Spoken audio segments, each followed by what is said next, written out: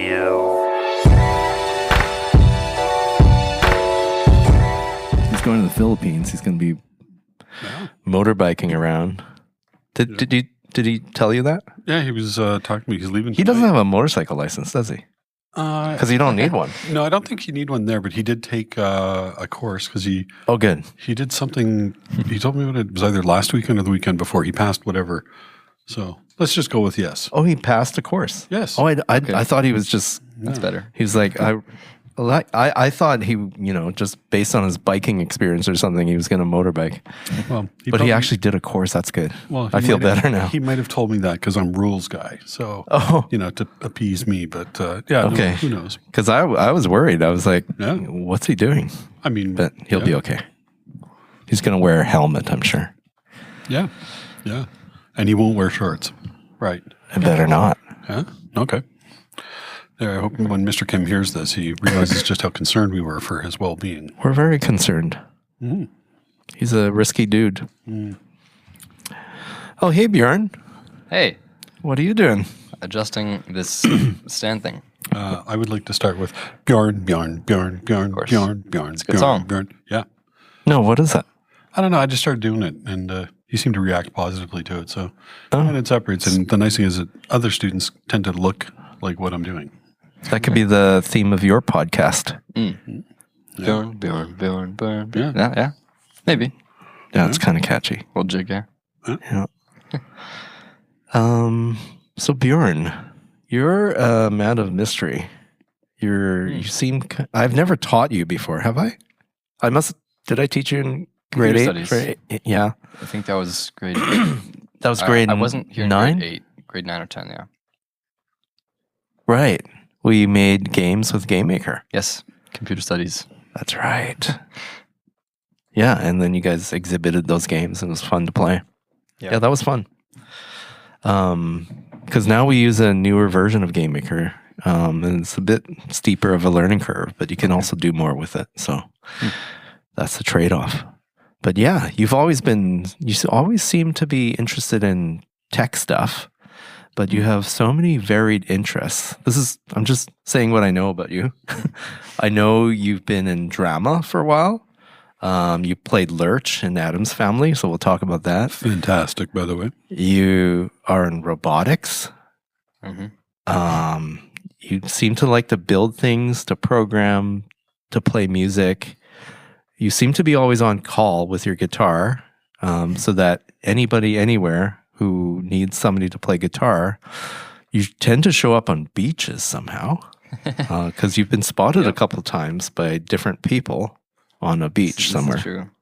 And on different beaches. Yeah, it was Cultus Lake and then somewhere else where Mr. Pocock saw me. So Mr. Pocock saw you. Mr. Turpin also saw you somewhere else. Yeah, that was at Cultus. That was at Cultus. Yeah. Turpin saw me at Cultus, and then, he came up behind me and said something like, "Oh, you can't be playing guitar here," but I recognized him, so. That sounds like Turpin. Yeah.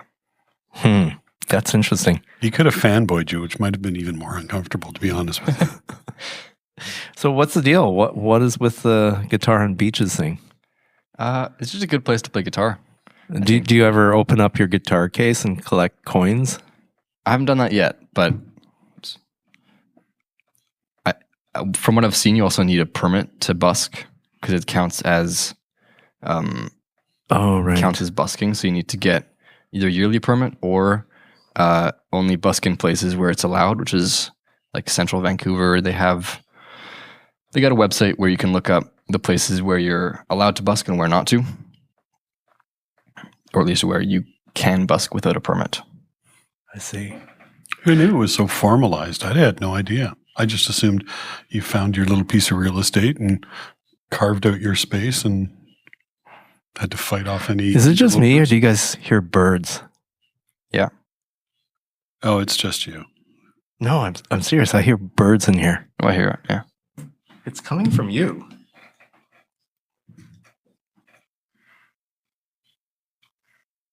Do not disturb is on.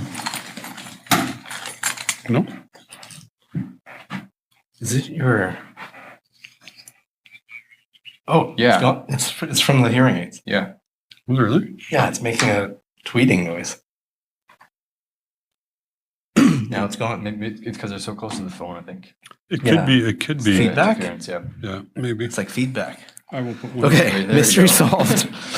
It's not birds. Yeah. Oh, okay. It's Yeah, just about. my guess is the phone, and it's like the radio interference. It's just Yeah. about to You ask. do stuff. Well, because it does stream through my phone. I was about to ask both of you guys what you have for lunch.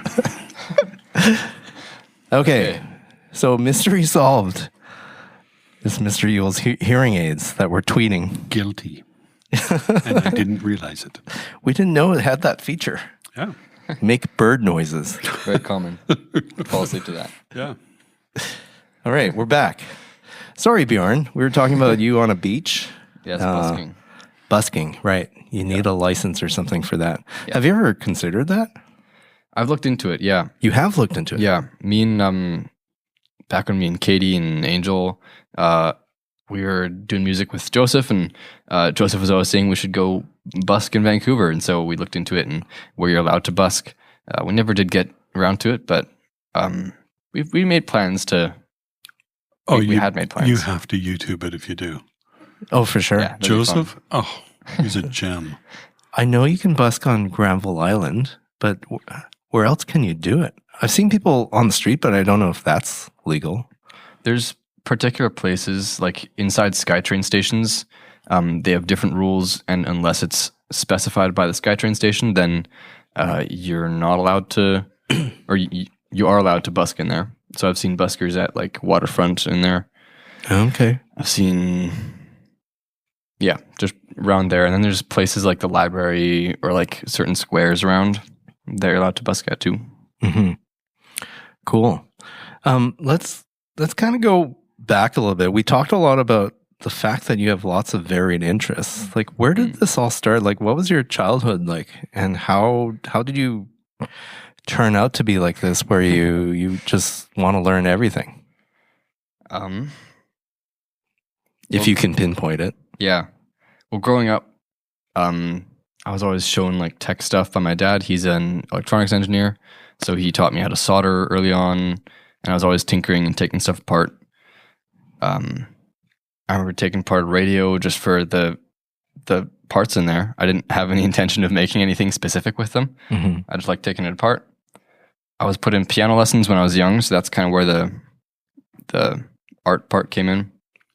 But I wasn't big on music. It wasn't until I had my phone at, I don't know when, it must have been sometime shortly before age 10. And before then, I'd never really had my own like favorite songs per se. Mm-hmm. And in the household, we didn't listen to too much music. So I grew up kind of around.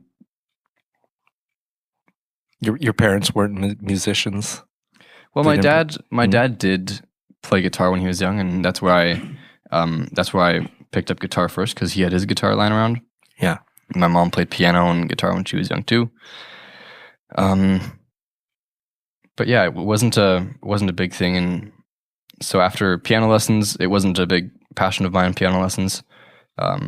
We moved to Germany for a while, and when in Germany, I saw this video of this gal in an airport playing the Interstellar theme, or that one song from Interstellar. And I was like, man, I gotta learn that song. And so I started chipping away at it. I still haven't learned it, but I kind of on piano, yeah. So in all kinds of other songs, I've just started playing those as kind of an offshoot of trying to learn piano for that. And then when we started to move, we were getting ready to move back here. We had to pack up the piano because we were putting it in a container, and then I picked up guitar. We eventually packed up the guitar as well. Sorry, you packed up the piano? It was a electric piano. Oh, okay. It was a keyboard. I see. Really old keyboard, yeah. Okay. I know, I went there too. Yeah, so it was a little keyboard. And then when we packed up the guitar after that, I found this old harmonica we had, so I was playing that. And that's where I picked up harmonica. Then when we were back, I started playing piano and guitar, but mostly guitar. And the drums came around when as part of the German music curriculum, you got to learn the basic like 4/4 rock beat. Everybody? Pretty much everybody, yeah. But it wasn't just you because you took drum lessons, but everybody has to do that? Yeah, so before that, I'd never really touched a drum kit, but everyone had to learn this. That might be the most German thing I've ever heard. Yeah. Everybody must learn how to do 4/4. That's cool, though. Yeah, everybody gets the experience. Once I had that basis back here in Canada, I was like at church and playing around on the drum kit after the service, and eventually I learned a fill. And then far too early in my drumming progression, I was approached by this new church that I had joined, and they said, "Hey, we need a drummer next week or in a bit." And I'd already been playing guitar and stuff at that church, so I got put on drums. I was awful, but then over the next few weeks, I started doing more of it, and now I'm where I am now, accepted to music school where I'm playing drums for CAP in the fall. So, oh, cool. Yeah. That is cool. You're playing drums for CAP, like CAP University? Yeah, at CAP for the jazz program. Nice. Yeah. That is cool. Have you come up with a jazz name for yourself yet? No, not yet. Leave that with me and Turpin. Oh dear. What's a jazz name? Is it like street names in Yeah, like Dizzy Gillespie or Dizzy. Yeah. Right, Dizzy or Bird. Yeah. Huh. Can you imagine the fun we're going to have with Bjorn as our bass? It's going to be great. Yeah. It's going to be great. What years were you in Germany? Moved there in late summer of 2018 and then moved back kind of midsummer. It was early August when we moved of 2022. So age 10 to 14. 10 to 14. Okay. So you spent the pandemic in Germany. Yes. And what was it like there during that time? Initially, it wasn't so bad.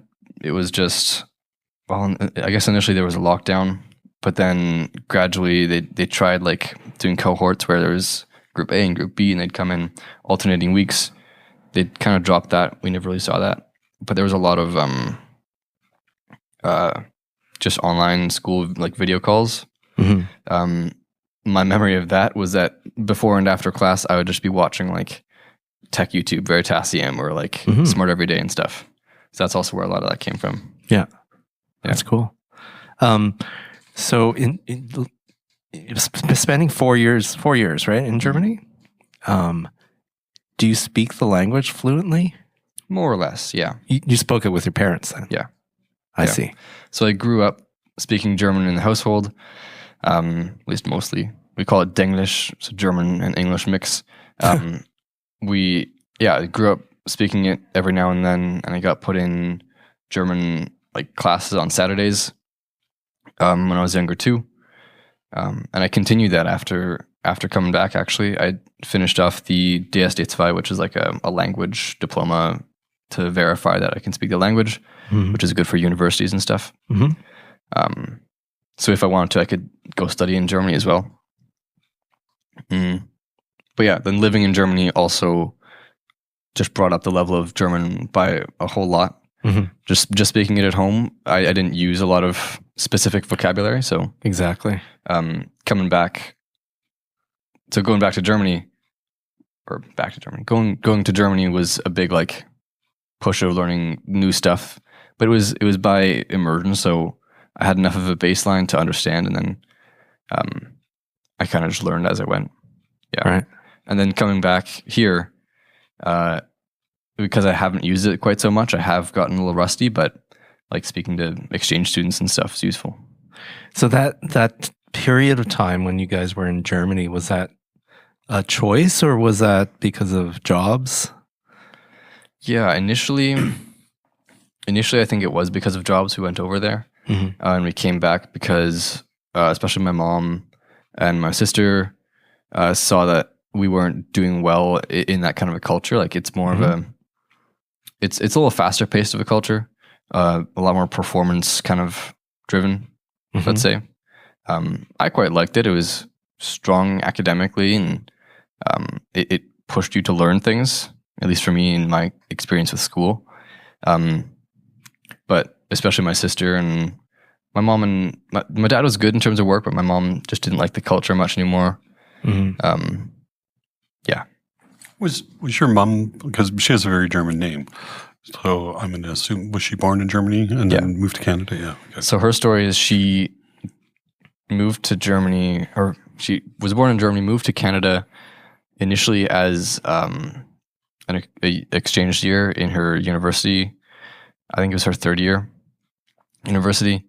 And she met my dad, and then she went back and finished her fourth year in Germany again, and then came back and married my dad. Okay. Yeah. Good. Wow, that's cool. And you just have one sister, right? Yep. Yeah. Danica. And she's a force. I don't know if I've met her. I taught Danica, and it took me, and I'm, as you can imagine, persuasive. It took me like 6 weeks to actually realize, yes, she can speak. She chooses not to. And I finally made her laugh, and I think it was mostly out of exasperation. But yeah, she was lots of fun. She was great to have in class. That's kind of like me when I was in high school. I didn't speak unless I needed to. Yeah. Very economical. Yeah. Save my breath. Yeah. Yeah, so I can see where family led to some of the interests that you have and kind of the lifelong learning philosophy that you might have.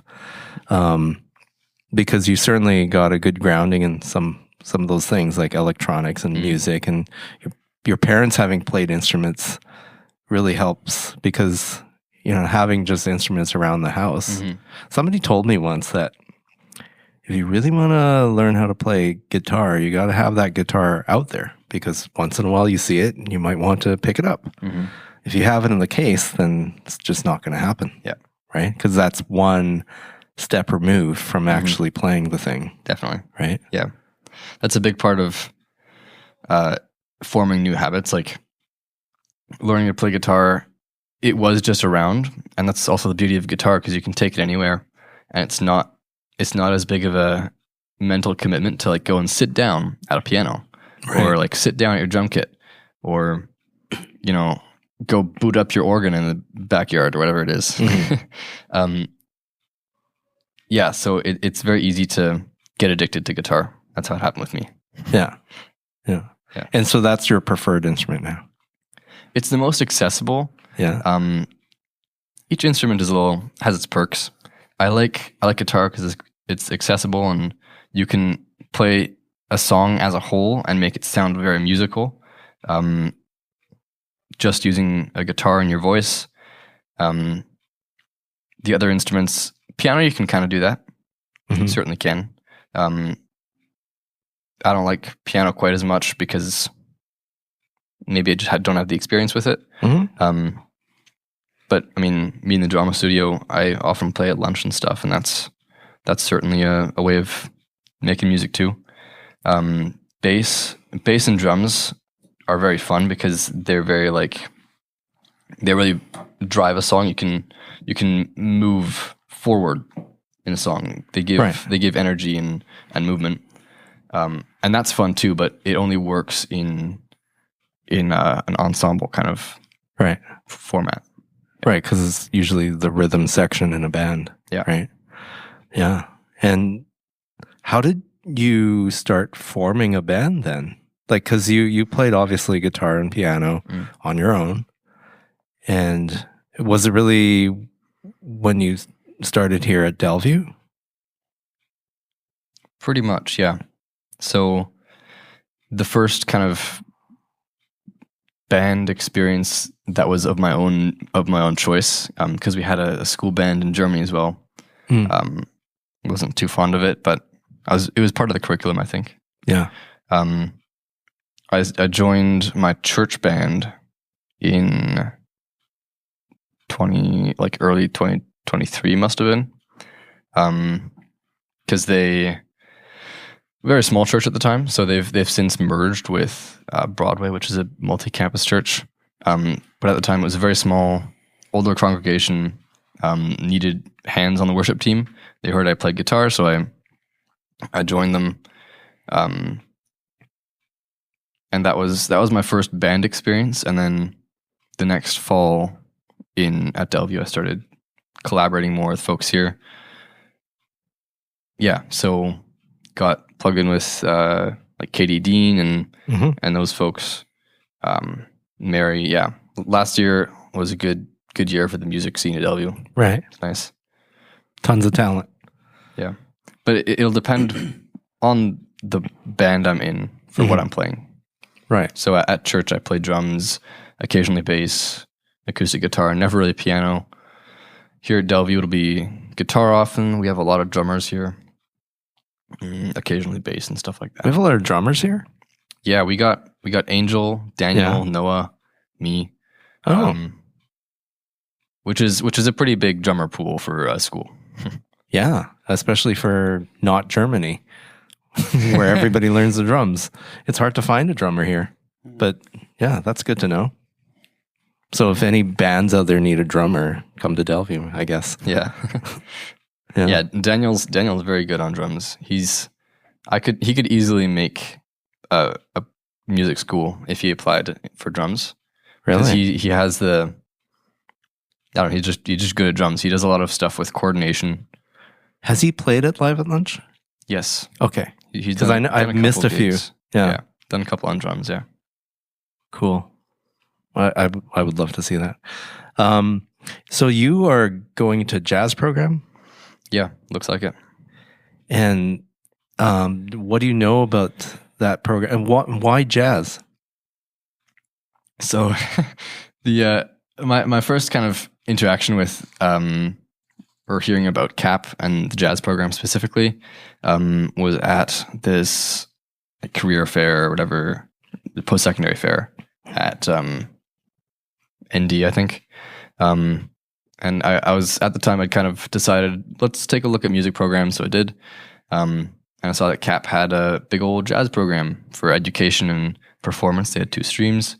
And talking to the recruiter there, he was saying that in the same way that if you learn ballet, you can kind of branch off into any almost any other genre of dance, right? Because ballet is where a lot of dance came from. And I don't know much about dance, but in a very applicable way for music, jazz is where a lot of modern Western music comes from. So jazz was the first kind of, from what I know, the first popular use of the drum kit as we know it with a kick pedal. So where one drummer or one percussionist was doing all sounds and all surfaces, as opposed to previously in things like orchestral music where you'd have one guy on a big old bass drum, you'd have one guy on all the cymbals, and they kind of alternate through. And jazz was the place where that first merge happened, with percussion being centralized to one person. And that's also why jazz uses a lot of more traditional, let's say, instruments, so like saxophones, trumpets, and stuff like that. And then from that, we got a bunch of stuff like rock, right? So jazz is, for example, where the backbeat came from. We didn't see, like, you don't get a lot of cats in orchestral or like classical music, because that offbeat feel came from jazz, or at least the swing feel, African music. Yeah. Is it your, do you listen to a lot of jazz? Like, has it been something in your life that you've listened to? Historically, no, actually. So, okay. So this is something new? Yeah, definitely. Which is strange. I was at the CAP open house in the fall, where they had a little jam session for the folks interested in the jazz program. And I was planning on auditioning for drums. And I was having to piece together in my memory of how to do that simple like swing groove that everyone learns. Yeah. Because I just never really played jazz before. So jazz is definitely a new thing. But now that I've kind of decided to commit to music for my initial post-secondary journey, I think it's fitting that I could learn something, a genre that's kind of old like that. Cool. And I guess learn to improvise too. Yes. Because that would be a huge part of it. Yeah. Really being able to listen to all the other players around you and responding and fitting in and making it work. Definitely. And that's, yeah. It's interesting when you get into the expressiveness that jazz offers without being a lyrical genre. So learning to understand like musical phrases in the sense that they can actually hold meaning. Like I was reading about that album, A Love Supreme by John Coltrane. Yeah. Yeah. And it's about his journey in faith. But when I listened to it initially, because I just didn't grow up with the genre and don't know enough about how phrases in music work similar to phrases in the spoken language, it just sounded like good jazz to me, good music. So learning to understand and hear the message in jazz or message in non-lyrical music too is going to be a big fun thing too for me.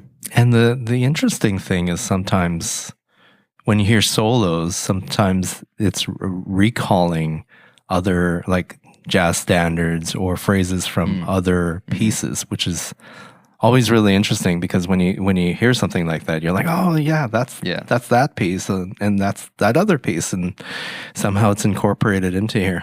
Yeah, that's also fun. Have you improvised before? Somewhat, yeah. So improvisation on drums, for example, is very different.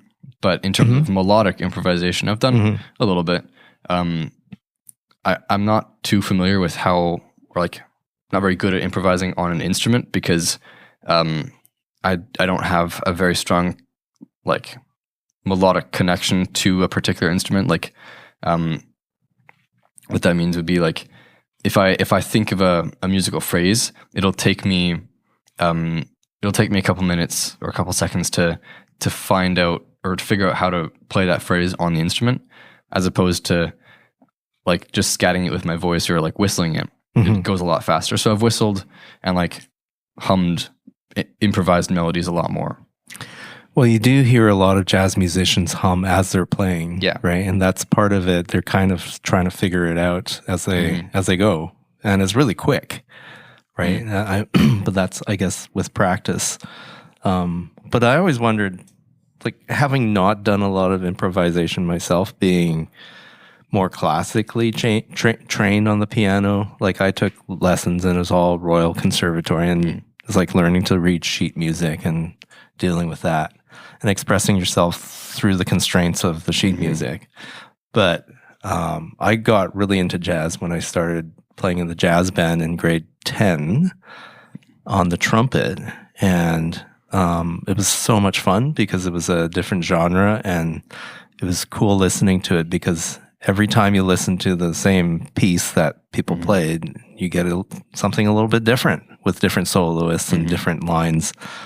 And it was really the improvisation that really got me, because I was like, this is so cool that people can actually do this. So ever since then, trying to find out like what is the secret to improvising. I think that would be really interesting. Like once you get into jazz, like to figure that one out. Right? Yeah.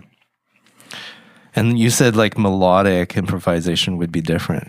Yeah, that's the mystery. Like I don't know. Like I've asked people like, how does it work? How do I do it? And people always have a hard time explaining it.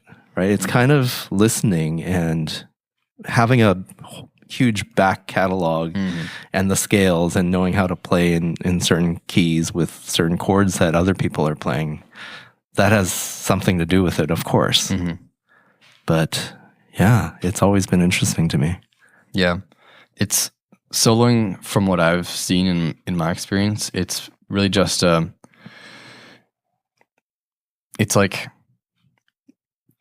taking a pre-existing song or melody and asking a question of, hey, how about we play it this way? Or how about we do it like this? Or here's something completely different that I want to try and say on this particular chord progression, and let's see how it sounds. and then you can later in the solo come back to that idea and stuff like that. So it's very idea based, and to have those ideas, like with any idea, you have to have a background of what you're like a background of pre-existing similar ideas, you know. Yeah.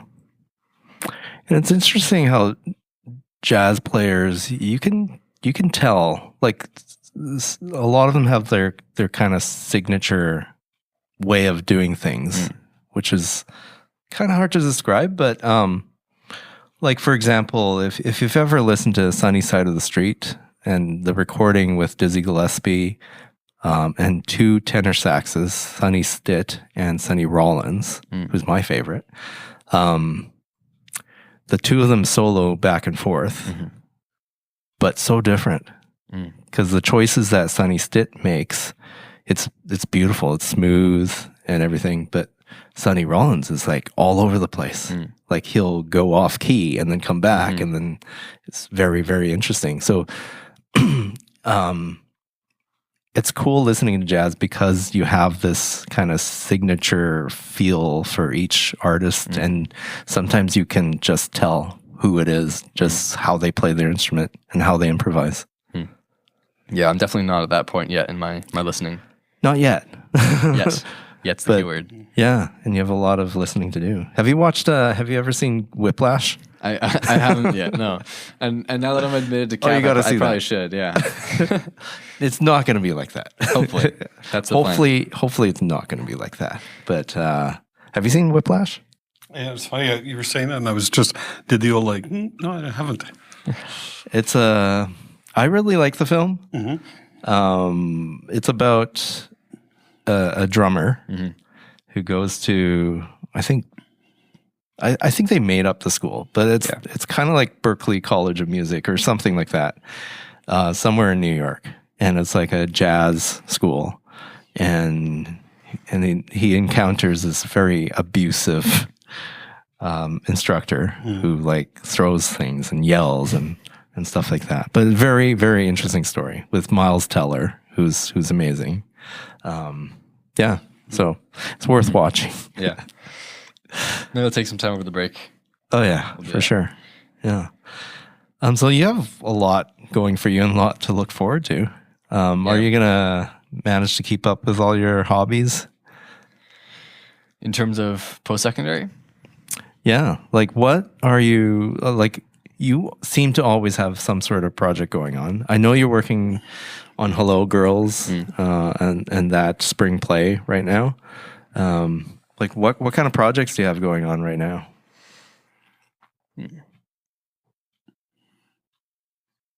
That's a great question. Is there anything that you're building or tinkering with? You seem to, because you mentioned you like to take things apart and also put things together. I think my current primary outlet for that is my woodwork class. So today I continued on little pocket knife sidings that I'd made. The previous sidings that I made were on my pocket knife. What are you making? Like, what is that? I'll show you. So, like where I got them? I got them in my pocket. Something you carry in your pocket. I took them off my pocket knife. Nope, that's a scrap of wood. It's sidings these guys. For your knife? Yeah, like the bit that goes on the pocket knife, the side, yeah. Oh, I get it. So this is the previous one. I made it when I was in Germany. We had a little shop in our backyard that I used to just make stuff. I found a cool looking scrap of wood, had a nice dark color, and I oiled this with olive oil because I didn't have a proper finishing oil. So I'm making new ones out of aromatic red cedar, according to Mr. Brown. Aromatic, so it smells nice? It smells nice, yeah. It's been in my pocket, so it smells like... Let's give it a sniff. Smells like Teen Spirit. Yeah. Yeah, now it does because you touched it. Yeah. That's what he hands. That's cool. So this is like you have a... Where's your pocket knife? It's currently missing its siding. The siding. Yeah. Yeah, because that's why you would have to replace it. This I found in that shop as well. It was missing the siding. In the wood shop? In the shop in our house in Germany. Oh, I see. I took it with me. Cool. So you're gonna do custom sighting and then glue it onto this pocket knife. Yes, that's the idea. That's an interesting project. How are you gonna glue it on there? What glue? Some kind of elastic glue. So the last one I used was like a gummy kind of glue, such that if it has impact, it'll just bounce a little bit. Mm-hmm. That's the plan. Yeah. So that's the one project. The other one I'm working on is a little tens machine, like the little what do you call them? Tens units. So like the ones you pop on like muscle groups and they'll like twitch you. Yeah. Okay. So I bought a bug zapper a while ago, and it has a little it's got some kind of unit in it that will generate pulses of high voltage. Okay. And so the plan is to using that, a little battery pack that I got from a flashlight, and modifying it with capacitors to make a tens unit. Sorry, what is it for?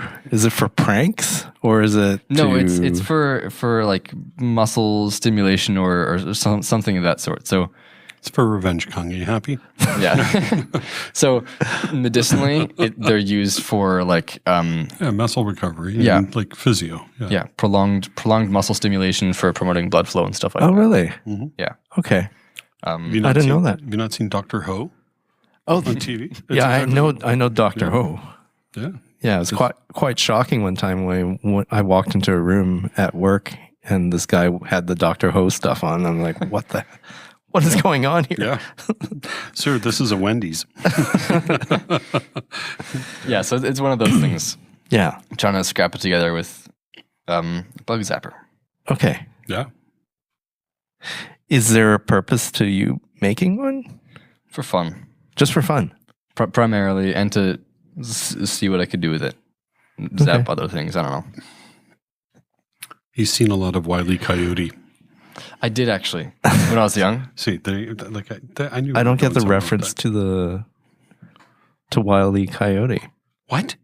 Kung. He had a Dr. Ho device? No, but he was always creating things to get the. Oh, Roadrunner. okay. I get that now. Oh, jeez, Kung. No, I thought there was a direct reference to No, like no. muscle stimulation. No, that would have been fantastic. I get it.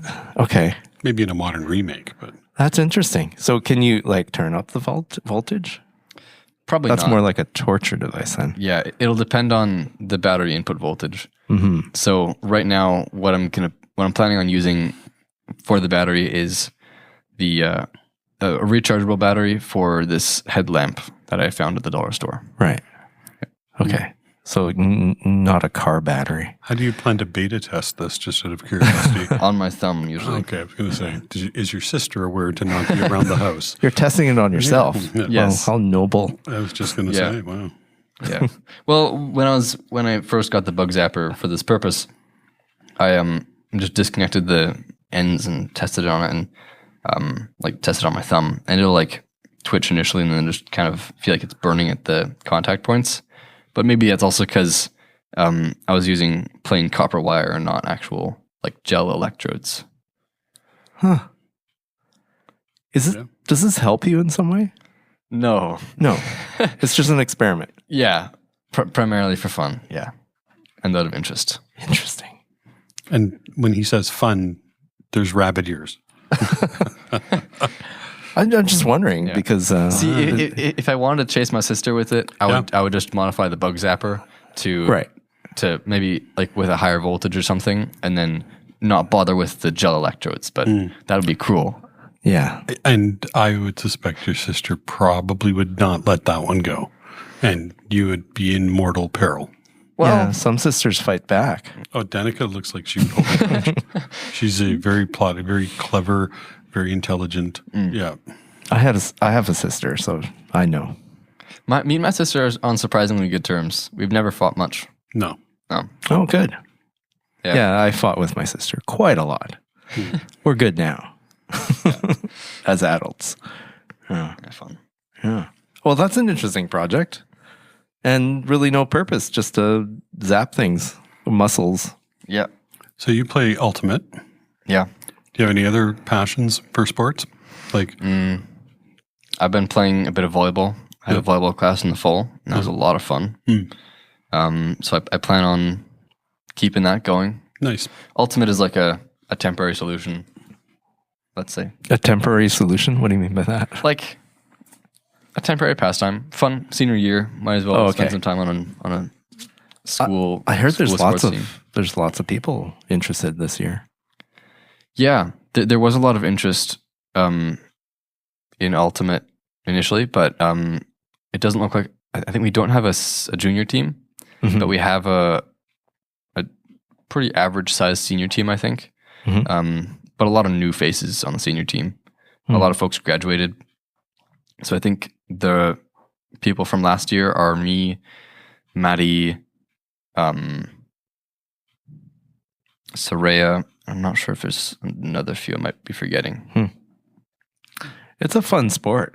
I mean, have you ever watched like professionals? Only like briefly.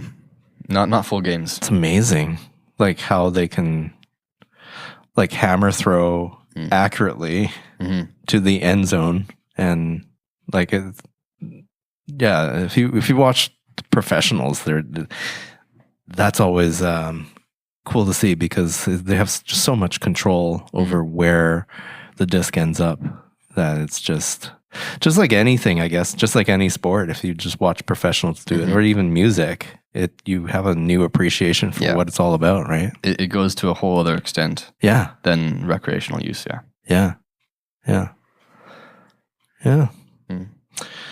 So anything else you're looking forward to? You're looking forward to getting out of here? Going to... Graduating, yeah. Yeah. I'm working... At least that's what it looks like. It looks like I'm going to be working the Grouse Grind, like the Grouse Mountain lumberjack show over the summer. Working it as in how you're climbing a tree? Possibly, yeah. That's the idea anyway. So last summer, my mom was all about you should go and talk to folks and try and get a job. So we were up on the Grouse Grind and I watched the lumberjack show and afterwards went up and shook the guy's hand and asked how they'd gotten into the profession. And he said, yeah, we basically just picked it up as we went. Here's my boss's number. And so I called him up. We met later in the fall for a little interview over pizza. And basically now it's, if he still needs hands, I'll be up there doing sound initially, but then he's basically paying me to take the time between shows to train to be a lumberjack myself. And do shows when the other guys aren't there. You're gonna climb that tall thing? Yes, and throw axes and saw stuff. Wow, It'll be fun. Do you hear this? At least that's the hope. Yeah. Wow. I am so afraid of heights. I don't think I could get anywhere near that thing, let alone climb it. That's pretty amazing. Do you climb stuff? Do you climb? I did gymnastics when I was young, and I've gone bouldering occasionally. So yeah, you've gone bouldering. Okay, yeah. So like, it's no problem for you to look at like in terms of heights or anything like that. Well, everyone's. I think everyone has some degree of a fear of heights, but that's based on the pretense of falling. Right, it's the fear of dying. Really. Yeah, a fear of falling. And maybe some people just connect being high up above the ground more with falling than others. Because especially when you're up on that tree, like you have safeties. You got your cleats and stuff that you're using to climb up there. The soft ground, you know. Yeah, little mat at the bottom. Yeah. Better be a pretty thick mat from that height. So you are gonna train, hopefully, you basically put a rope around the what do you call it? Tree, a pole? It's got a name, but yeah. Yeah. And then The trunk? You kind of lift it up and then pull yourself up with cleats on. Yeah. And you climb the thing. So in terms of safety, that's not really a lot. Like if you slide. There's a mat. Okay. And you can like catch yourself with the cleats, theoretically. unless you're moving too fast, in which case You blow a knee out. yeah. Yeah. Fair. Wow. Yeah, because I watched did you watch Alex Honnold climb Taipei 101? No. No. Well, he did it live. And to him, because he's done, Yosemite and a bunch of other mountains, that's like really easy for him. And free soloing with nothing. Of course. Yeah. Right? Yeah, I don't know. I've had a hard time on the second floor of a mall looking over the side of the mall with a railing. I do have a tough time. I have a pretty healthy fear of heights, and mine stems from when I was a kid. Yeah. We lived in Toronto. My oldest brother, Doug, was a sadist. There's that outer walk they had where it was like an aluminum, so you couldn't jump, but you could look straight down. And he thought it would be hysterical to take his 5-year-old brother and put him on that. So I was looking straight down. And I still, to this day, I get vertigo, where if I look down, if it's too high, where you go the big exaggerate. Yeah, it's awful. Yeah. So that'd be amazing. Let us know. Let us know if you are up there one day. Kung's very interested in this. Yeah. Well, it's just amazing to me that people can do this without, soiling themselves. Because, I wouldn't even get close to that. Well, a lot of the show is also just chopping wood and That's easy. It's similar to theater where it's trying to be funny and give a show to the folks, Yeah, yeah, it'll be a good show. But yeah, the climbing thing, no. I don't know. I'd be terrified for you. Yeah. We'll see, yeah. Yeah. Just like I couldn't hope it watch goes well. Alex live. I could not watch it live. I had to wait until, Yeah. I found out he was alive. Yeah. And then I rewatched it. Right. Yeah. And even then, the scenes of him, I don't know if you've seen clips of it. I haven't, no. Okay, so he's climbing the skyscraper, right? And it's not there's a lot of foothold and stuff like that. So he has some sort of grip. He's ridiculous grip. And then there's people inside the building, waving, and I'm like, don't distract him. Stop doing that. And then he's making his way over ledges and things like that, just jumping up and grabbing things. I'm like, I don't know. Fending off random You saw bird it? attacks. Did you watch it? I saw highlights. No, there were some birds. They would just fly out. Yeah. I don't know how you don't get startled and just let go, but I guess he's well trained. Yeah. It's 30 years of training. Sure. So, yeah, I guess you'd be relying on your bouldering experience to do that. Yeah. Thrilling. Yeah. And a lot of it's also just dealing with wood, which I have experience with through wood shop and stuff. Not the climbing part. Well, yeah. Yeah. Mr. Brown is unaware of the climbing cart that's been put in the back of the shop, but yes. Yeah. Yeah. Wood. Yeah, wood. Which helps with the climbing because, you've seen the wood. Yeah, wood acts as wood. Good. Surely. Awesome. Yeah, well, I'm excited for the summer. It'll be fun. Good use of time. My plan is also, if possible, to just hike the grind in the morning to go up because I don't want to pay for the old gondola to get up there every day. You have to pay to go down. It's Well, over not 20 bucks. necessarily. There's the BCMC that goes parallel, and you can go down that one. Oh, Yeah, okay. so that's my plan. How long does it take to go down? It's about 3 weeks. it's about similar to the Grouse grind. It just Is it? it goes a little more along the mountain, so it's less of a on average less of an incline. But Oh, I've never tried that. I've always paid to go down. Okay, that's good to know. And now Kung is going to add that to his must-do list. So you're gonna do the grouse grind, and then you're gonna have to have the energy to climb a giant pole. 60-foot pole up and down a few times. I don't know Yeah, if that's a good idea. Darn. we'll see. All of training. And now you're going to be busing there? I'm probably gonna be living. He's gonna be up running there. Yeah, I'm gonna cycle there and then swim across Second Narrows every morning. Yeah. Watch And the rip underneath the. Yeah. Yeah. Fair. Okay. That's good. So let's talk about Hello Girls. I've been hearing you guys rehearse all the time, and it's beautiful. I'm really looking forward to it because of the jazz. Yeah.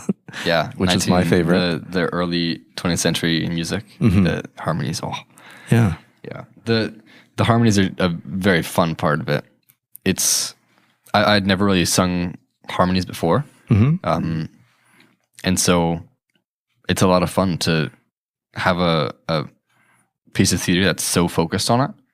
And also with Turpin's recent edition of what's it? Voxtet. Voxtet. Yes, Voxtet. Yeah. So a lot of harmony. It's fun. Will the harmonies be in 4/4? Well, it depends. Yeah, fair. I had to work that. You knew I was going to leave that long con.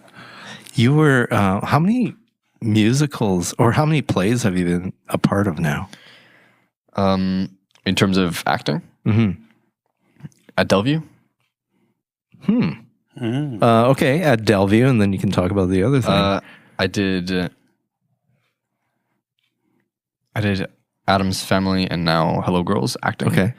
But I did The Last Lifeboat on Tech here. Okay. And then before that, I had done Casablanca, which was a White Rock Players Club production, non-musical, in the spring of last year. So alongside Addams Family. Acting? I was French soldier number 2. Okay. Yeah. Apart from that, That's when you knew he was really acting. A German playing a French soldier. Yeah. Even though he's Canadian. yeah. Yeah. Yeah, because we leave the British to play the Germans. Yeah. Fair. Always. Yeah. And then I did lighting also at White Rock on a show called Little Women. Okay. Yeah. Love Little Women.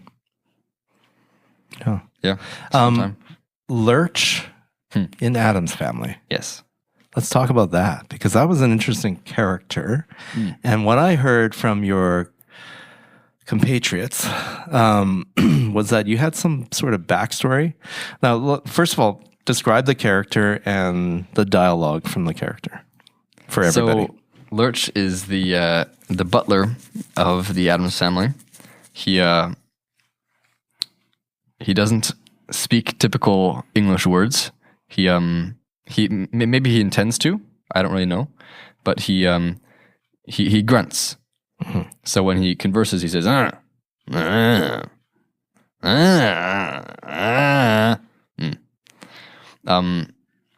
so the backstory that I'd come up with, I can't remember if I changed it to be more politically correct. When I was drafting the backstory to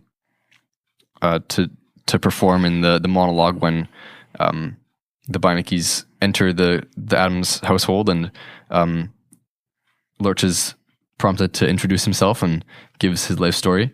The backstory that I initially had come up with was that, gosh, what was it? It's been a little while. So Lurch is Adolf Hitler's son, brother, I'm not quite sure anymore, relative. I think we initially changed it to, or we changed it due to correctness to his distant relative was a close, in close proximity in terms of government with Hitler. And so he was a servant or like a butler at some kind of family household near to the Hitler household. And he appeared to have performed some kind of misconduct. I can't remember exactly what it was. Something in relation to a young lady that lived at this household, who developed an affinity for Lurch, and the household wasn't too fond of this, and so they sent Lurch off to go buttle at the Addams household. Buttle. Is that what it's called? From what I've heard, it's buttling. Yeah. Yes. Excellent. Butlery. It's a word we don't use often enough, I suspect.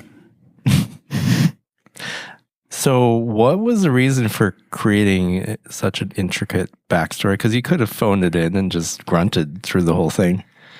Oh, I know. This was quality. I sat gobsmacked watching and laughing because It was hilarious, yeah. it was fantastic. And there was improvisation. Oh, Yeah. it was good quality, as they say in the British Isles. Well, certain scenes, or maybe it was the one particular scene, there was a bit of improvisation because you did it slightly differently every time. Is that correct? Yeah, that was Lurch's intro with the Beinecke's. Okay. So as the show developed, I kind of added bits and pieces because the joke of the scenes that Lurch goes on a very, very long tangent about where he comes from. Right. After the Beinecke's introduce themselves. Mm-hmm. And so as inspiration or to have something vaguely meaningful to act from, I decided to create some kind of intricate backstory to gesticulate around. And so by the end, there was a cartwheel and tap dance number included. Yeah. Was that the scene where there was some audience interaction as well? Or Yes. yeah. So there was also passing of a blunt with a particular audience member on one night. There was holding of a. Please hold the shotgun for me while I go and talk about whatever else was going on. Gosh, I can't remember what else was. Yeah, it was at that household that that Lurch got kicked out from, where it must have been hunting with the father of the house, and he missed and hit the guy in the leg, and so he had to hold a shotgun, something like that. So that must be fun to actually do something where the audience is involved a little bit and be a little bit funny and be in that scene where you can engage with the people in the audience. Yeah, and that's also just the nature of the show. It was very, very silly, and you can pull that off. I love that show. That's probably, it's got to be my top here at Delview because I just had so much fun. Yeah, same. It convinced my wife to come back for this year's show. Yeah, looking forward to it. All right. Looking forward to it. High stakes. Yeah. Yeah. Now we have expectations. Yeah. But based on the amount of work you guys have put into it, because I hear you too, I'm more than just a little intrigued because it does sound awesome. So yeah, it sounds amazing. I can hear it down the hallway. I'm like, this is going to be good. Because you guys have, with the Vox Tet too. Yeah. The fact that that's actually, Turpin's pretty bright. He's pretty bright. I could see him coming up with the Vox Tet idea in an effort to improve the vocals to the point where when he starts doing the show, there was a plan there somewhere. Must have been, yeah. I can't remember exactly what the order was, but it might have been that Vox Tet existed before he decided on Hello Girls. Right. And he decides on the show based on who's there, right? So he must have thought at some point, well, we've got some singers. Let's do this show. His process of deciding on the show was very. He had a tough time deciding between Hello Girls and All Quiet on the Western Front. Right. But the final decision was that because he didn't want to subject a bunch of high school students for almost a full semester to the kind of environment of the world of All Quiet, he wanted something a little bit lighter to put kids through. Yeah. So instead, he subjected himself to 2 musicals in a row. Yeah. Yeah, he took a bullet for you guys. He's doing the Lord's work. He really is. Okay, Bjorn. I think we've interrogated you enough here. It's obvious that you have a lot of talent, a lot of things to look forward to. Good upbringing. Read that talent. it's great to have so many interests because in the future, like you could make use of that for all things, and combine them together in some way, and still take on your hobbies and have things to do when you retire. Yeah. Right? It's awesome, and glad you're sharing it with everybody. Through Live at Lunch, through theater, through everything that you do. Robotics. Amazing. I think of the kid I met when you first came here. You sat on the bench, and I used to always go by, and you'd have lunch with your sister, and you were always very interested. And then I had him in class, and that's where the magic happened. Yeah. Lots of inside jokes, but it's been a real joy to watch you kind of grow and flourish. I think there's great things awaiting you. So yeah. Thank you, Bjorn. Yep. Thank you. Come back when you've graduated for another round. Will do. yeah, cheers. Take care. Fun.